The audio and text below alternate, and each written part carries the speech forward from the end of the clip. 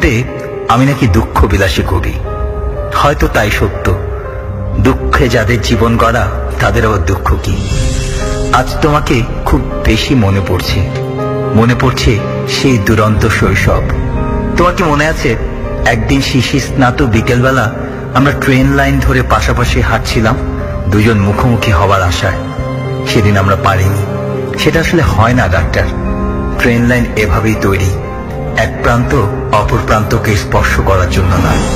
আজ বুঝি সেদিন আমরা অনেক কিছু ভুল করতাম। তোমার মনে আছে সেদিন তুমি সাজতে রোগী আর আমি ডাক্তার। স্যান্ডেলের ছেঁড়া ফিতার দুই প্রান্ত কানে দিয়ে অপর প্রান্তে সুতা বেঁধে তোমার বুকের হৃদয় স্পন্দন অনুভব করতাম। সেই খেলনা স্ট্যাথোস্কোপ, তোমার বুকের শব্দ শুনতাম ডাক্তার, কিন্তু অর্থ বুঝতাম না। আজও বুঝি না। আজ তুমি সত্যি ডাক্তার সেজে সহস্র রোগীর হৃদয় স্পন্দন নিয়ে ব্যস্ত, আর আমি ব্যস্ত নিজের দেহের ক্যান্সার থেকে পড়া রক্ত মোছায়। শুনেছি চীনের রিয়াংসি নামক এক কবি কাঁদলে চোখ থেকে নাকি রক্ত ঝরত। তুমি বিশ্বাস করো, ইদানিং আমার চোখের জলও কেমন যেন রক্তাভ।